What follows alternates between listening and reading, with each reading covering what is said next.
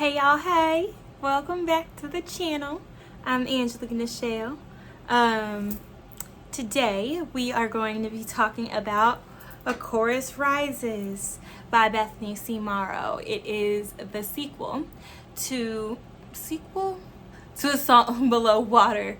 I question if it's a sequel because it definitely takes place after A Song Before Water, which is the video I posted before this one, the book talk I posted before this one. It 100% takes place after A Song Below Water. You kind of do need to read that book in order to really know what's happening in this one. They re-explain it all because it's from a different protagonist. But yeah, if you want the full story, if you really want to hate the protagonist going into it, I would say read that first. Now I really think that they explain it well enough, but I read it before, so that's the color in which I come into this situation with. I came into it reading the first book and then reading this one, and if there's an antagonist to A Song Below Water, like a person antagonist, it's Naima Bradshaw, which is our protagonist. So I think that is gonna be all for the non-spoiler section. That's all I have to say, because it's time for us to really get into it. Truly, it's time for us to get into it. So Naima Bradshaw is a magical black girly pop. She is an Aloco. And when I say she's an Aloco, you may be thinking, what's an Aloco? Good question. Nobody really knows. But nobody knows because they ain't asking no questions about it. Aloco are popular. They are magical. They are charming. They are said to have an ancestral wisdom, and we give them a lot of passes, right? That's just the nature of being a loco. There's a certain privilege that comes along with being an Aloco, right? And due to this, Naima, who is in the network built by black women to protect sirens and other black women, she doesn't really get it. Naima is built her life, and her family has built their life on a ground of privilege that most black women are not afforded. And I personally don't have the heart to blame her for that, right? I wouldn't say that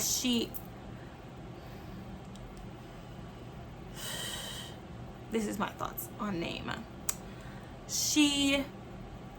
Her heart was in a selfish place, but it was in a teenage girl petty type selfish place. And I believe that black girls, black women, black teenagers deserve to have their little black girl, mean girl era just as well as anybody else. I haven't seen that happen enough to really put my full weight behind being upset about her.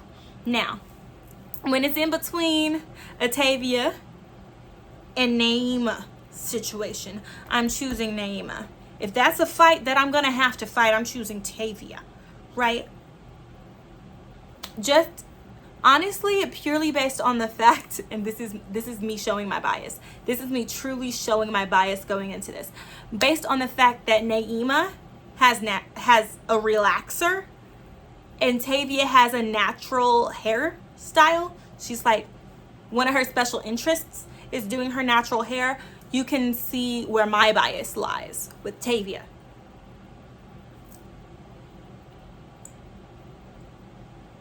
I think that's all I need to say about that. So let's get into the plot. So at the end of the last spoilers, last chance. So at the end of the last book, Naima got stoned by Tavia and Effie. Did she deserve it? Probably. She probably did deserve being stoned. She did. I would say. I personally would say that I just hope that she was the last person to be awoken. Right? But she was awoken. I think she got off easy. I think she got off easy. She was in the stone for 6 hours. Them little baby children in the park with Effie, they was in the ship for 15 years. I think Naima got off easy. But that being said, being stoned and like being separated from your body but trapped in a cold gray expanse where you can't hear anything and nobody can hear you scream, that does seem like a hard thing to go through. I will say. So, coming out of that experience, she comes back into the world of the living with all of her thousands of followers, and people are mad at her. And she doesn't get it. She does not get it. Why? I mean, she knows why. She's not stupid. She's not stupid. After the first book, Tavia has now started a YouTube channel. She's extremely popular. Is she more popular than Naima? We never really know, because Naima stops going online. So like her live stream was taken down and she's upset about it. She's throwing a diva hissy fit about it. It doesn't even matter if she's actually really mad still. I'm throwing a diva hissy fit about it. You won't be hearing from me anymore.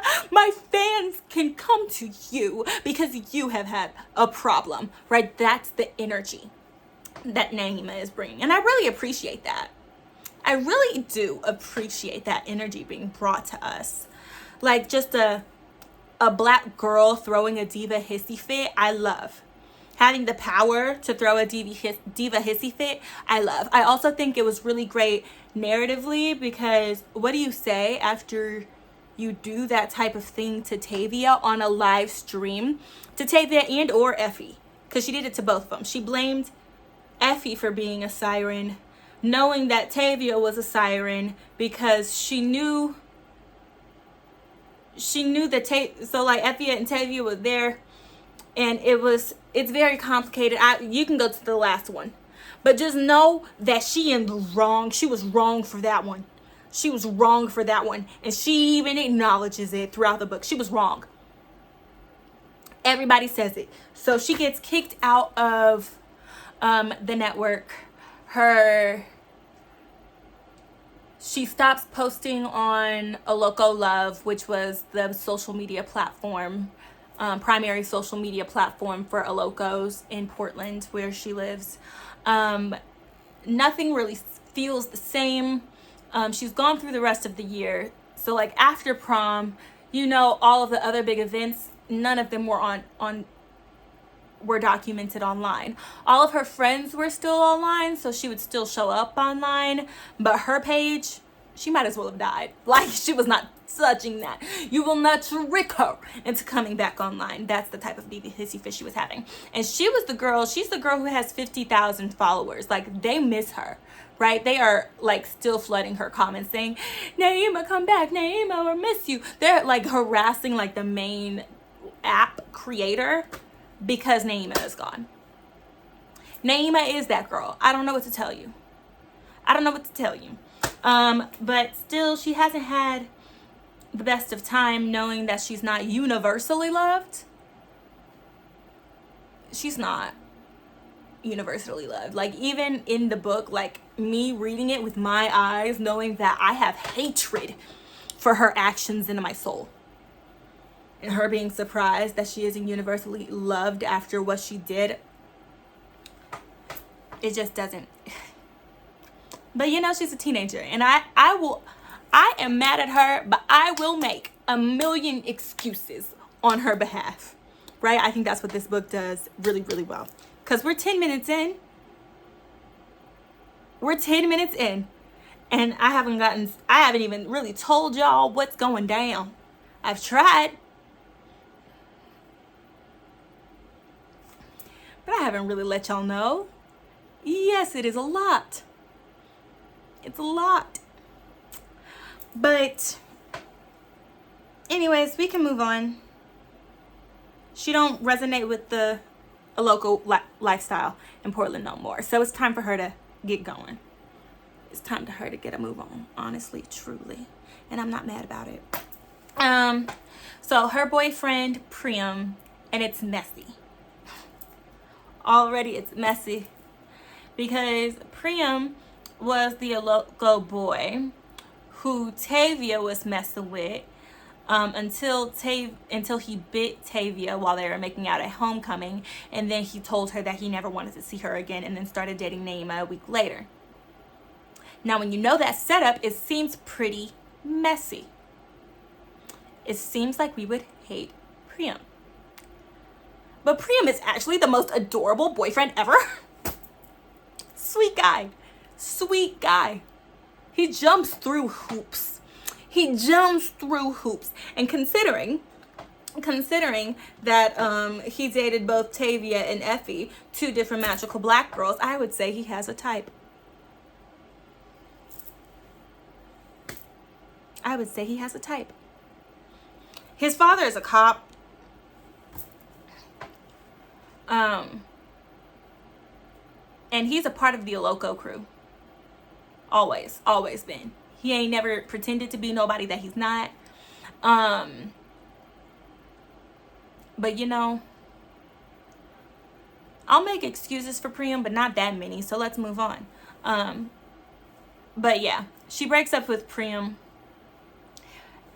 because she's going through a lot. I don't even really think that it's Priam's fault.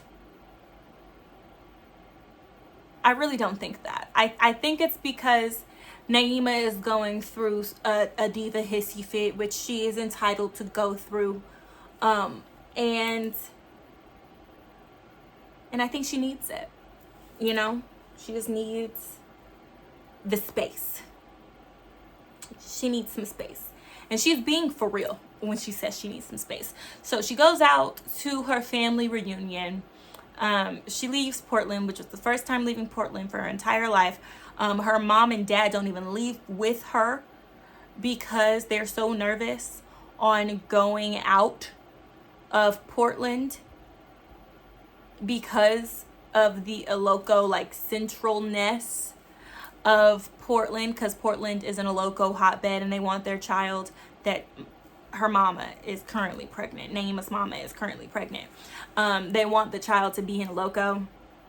And so they're like, we're doing all of the same things we did when we had you. We moved out here. We've stayed out here. We want an Iloco baby. We do. We want another one. Please. It's kind of an obsession. It's kind of an obsession. I would be worried. If it wasn't actual magic involved, her superstitions would have me worried. But Naima needs to leave. She needs to get out of town. Not because she's done anything wrong in particular, but like the town is suffocating her. It really is. And like nothing bad is even happening. It's just her mental state, I've explained it enough. Her mental state, she needs to get out of Portland. So she's leaving Portland. She's going to the family reunion. When she gets picked up from the airport, we meet Courtney. My man, Courtney. And Tavia agrees. Courtney has blonde hair. What do I say about Courtney? Courtney is a family dude. His family is his nuclear family is the family that really set up the family reunion, like his mom. And so he really set up all of the stuff revolving around the teenagers. And he helps a lot because if it's a 4-man band for this huge family reunion where like 30, 80 people are showing up, it takes some help. Like, you know, so like he takes Naima along with him. He picks up food. He like organizes to see his cousin who's in jail. He's just a really nice guy. He's one of the only people who actively looks out for Naima in real life and online. So now that I've mentioned it, it's time to talk about the Knights of Naima. So, you know how Naima stopped using love? Her followers, her fans, started another, like, I want to say Reddit thread-esque type thing, another website, a fan site called Knights of Naima. And it's creepy. It's creepy. Why Naima thought it was I don't know. She thought it was okay. She thought it was cool. But Naima is also a teenager and young and naive and stupid. That's what she is. She's 17. She's 17. Chronically online. But,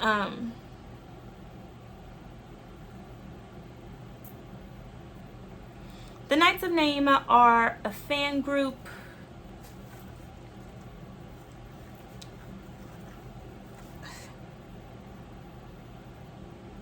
that we'll talk about later.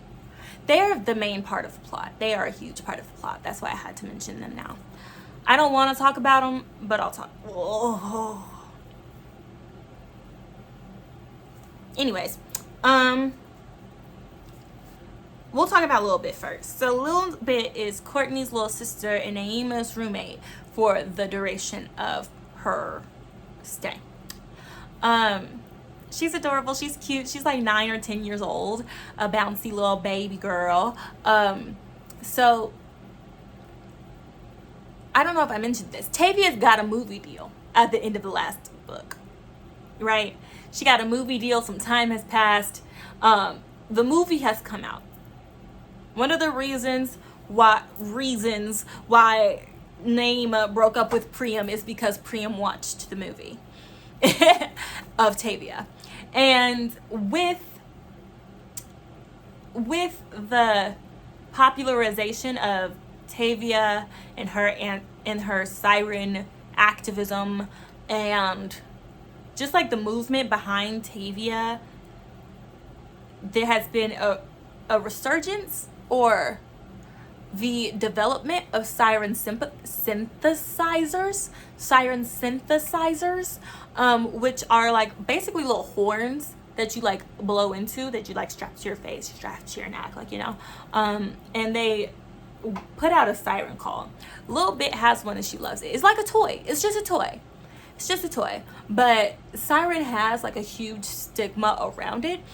Sirens are exclusively black women, and so sirens are criminalized. And I'm not even being serious. Like, that was most of the last book. Sirens are seriously criminalized. They're exclusively black women and are seen as dangerous to society. So, Lil Bit is running around with her cute little synthesizer, running around like the little trampoline parks and stuff. And we can really see a moment of clash of care between Courtney and Naima when this white lady was looking at Lil Bit crazy when she was bouncing up and down on the trampoline with her little siren synthesizer. And Naima takes it away. And she takes it away and she's just like, hey, give me that while you're playing. And she tells Courtney, you really shouldn't let her wear this around people. And he's like, why? And she was like, you know, the white lady was looking like she was about to do something. And Courtney's really like, white ladies look like they always about to do something. And if they try to step to my little sister, they're going to have to step through me, honestly. And you can really tell the difference between Naima and Courtney in that moment. Now, another moment that I feel like is really important in like the development of Naima's character was when they went to jail. They went to visit the jail. They didn't go to jail. But they went to visit their cousin. What's their cousin's name? I can't remember. They went to visit their cousin that was in jail, and Naima was targeted and separated from the rest of the group forced to give up like her little charm and put into this room for a long time by herself in solitary. And they basically questioned her in trying to deduce that she was a siren. Like, she really started to see what levels and how scared people are of how dangerous being a siren or being accused of being a siren can really be. And I really think that opened her eyes in a lot of ways of like, yeah, you and Tavia, y'all beef might be petty, but these other people ain't. And so now we can really get into Leona Fowle and what she was doing. So Leona Fowle, wretched old woman. She's also in a loco. And she uses this phrase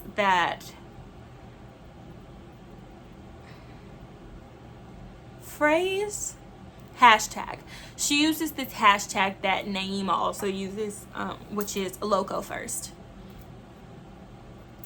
Now Naima, when she said that, meant I'm in a loco first. Don't put me with those other sirens and other black girls because I'm different. I'm cute. I'm Naima. I'm a loco first. She didn't really understand. She didn't get it. But after the prison incident in particular, she started to get it, you know? And why that was bad. But Leona Fowle was a producer. She was a producer on Tavia's movie. And Naima reaches out to Leona Fowle trying to get her own movie deal. Of course she does. I don't know if you guys know this, but Naima is the main character. So I'm saying. Naima is the main character, and in main character fashion, she's like, why don't I have a movie deal? I'm going to get one. And so she goes and she talks to Leona Fowle, and in listing out her case, she emails her, and listing out her case, she's just like, look, there's a real story about what really happened between me and Tavia. If you want the real scoop, hit me up.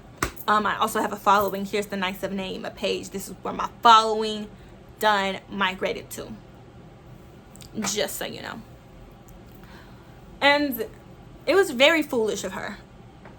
Very foolish of her to send a producer that website without fully even checking the website out. I'll say that. Because she didn't even... There were like locked parts of the site, and Naima hadn't even made her account yet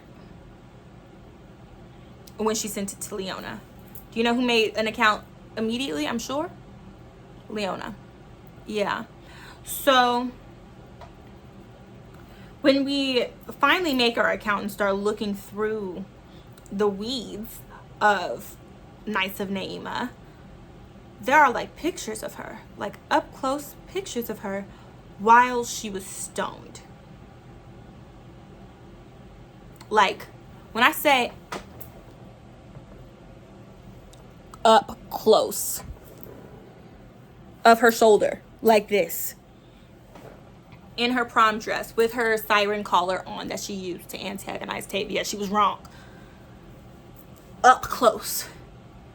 Damn near pornography, actually. Of Tavia. Not of Tavia. Of Naima. Creepy. Creepy old men is what she's dealing with. Who are actively obsessed with her and radicalizing each other. Other white men. And also other people, I'm sure. The only examples that we see are Caucasian men native to the United States.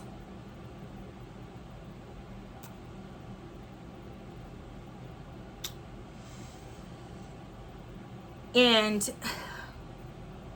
when things go left with the plot, when things go left with the plot and Leona Fowle comes to Naima and talking about we can really tell your story of a loco first and how sirens hate a locos. Tavia doesn't hate a locos.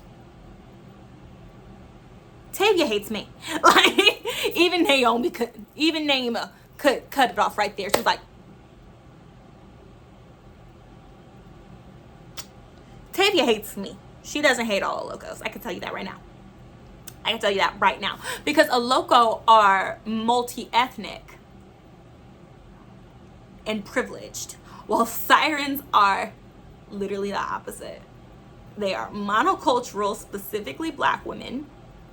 There hasn't been a non-black siren in like hundreds of years. So they are exclusively black women, and they are discriminated against. There's a difference, and you can't go around just saying that sirens hate all the locos because this one girl in my high school don't like me. I'm not letting it happen. All right, let's cut it there, dead ass. And so Leona Fowle is like, I'm still gonna do this. And so she starts going on to Nights of Naima and like stirring the pot. She starts stirring the pot. She doesn't need to do much stirring. Within 2 days, they've created a sub forum. Leona has like a shield. There's rankings. Like 2 days. When I tell you 2 days, is when we need to step in, because they start doxing girls, doxing people who they suspect to be sirens, including this one little girl that really sticks with her, sticks with me, sticks with all of us. This one little girl, she was like in 4th grade, and she's uploaded like a picture, like a good picture, up close picture, is up there telling her school.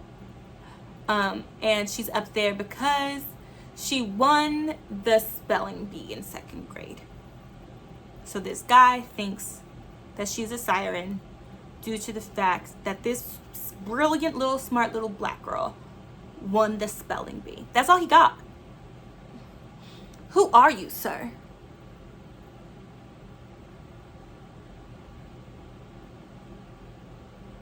Doxing this little girl.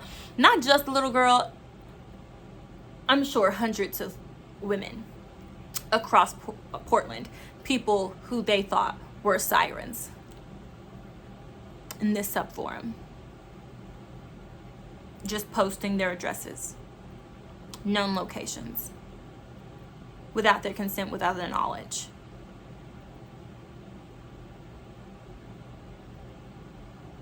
That's scary.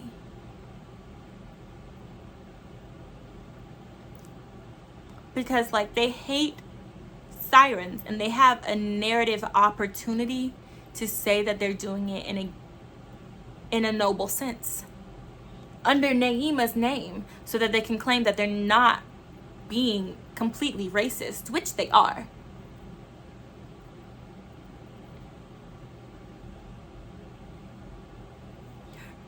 So Naima and Courtney come back to Portland and they get some work done. Exactly. So they come back to work, they get on their Zoom. So she calls Tavia, they meet with the network Donna, they go over to Priam's house, and I'm rapid firing through the ending points. They go over to Priam's house, they meet with Priam's dad, she reconciles with Priam, obviously. Super duper cute. They go over to Priam's house, they talk to Priam's dad, they get the information, they go up to the little girl's school and see the teacher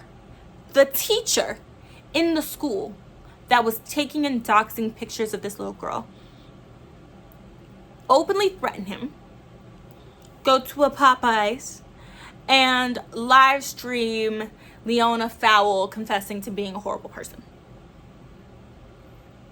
And then after that, they're like, there's this thing with Naima coming in. I'm not even going to touch on that. We're almost at 30 minutes. I'm not going to touch on Naima getting in touch with the ancestors. I'm not going to do that, but she does that. The ancestors are like, hold on, this ain't it. And she was like, no, I got this handled because the network, which she informed as soon as she got home that this was going on, the network ended up letting her back in unceremoniously, and mobilizing to protect that little girl and the other women who were on this site. But specifically that little girl, because they were about to antagonize the fuck out of that man. And everything was fine. And that guy is taken care of. And Tavia and Courtney kind of get together. Like, literally, Tavia and Courtney meet when she comes down and Naima starts going on her apology tour, right? But like, when Naima is on her apology tour, we gotta multitask because we got things we actually have things to take care of. So she apologizes to Tavia, she apologizes to the network, she apologizes to Priam. Priam actually starts to get worried about her because she's saying sorry so much. Yeah. That's how you know that the character developed. And like, he didn't say it in like a, oh, I hate this. He said this in a, are you okay? You don't never do this. What happened? What's going on? Type. You need a hug? Is this new? Type of situation. Like, you don't apologize. What is apologize to you? He knows her so well. I don't know.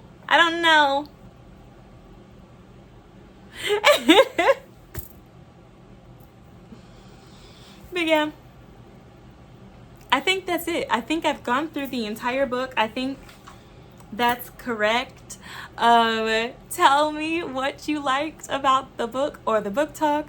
How do you feel? I don't know. I don't know. Oh, I should rate the book. I didn't do this. I've put this off so long, and so now I'm here in front of the camera and I don't have a rating pre-picked out. I gave A Song Below Water an 8.5 or an 8. I would give this a 7.5. Depending on if it's 1 point under A Song Below Water. I don't like it as much as that.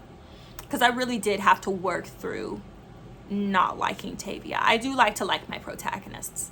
These are personal rankings. Do I recommend this book? Yes. Do I recommend this series? Yes. I enjoyed it very lot. I had a lot of thoughts. I hope you have thoughts too. If you have thoughts, let me know your thoughts. I want to know your thoughts. Yeah, all right. And that's it. This has been my book talk over Chorus Rises by Bethany C. Morrow. I'm Angelique Michelle. Make sure you like, you comment, you subscribe, you share all of the different types of YouTube words. I love you. Bye.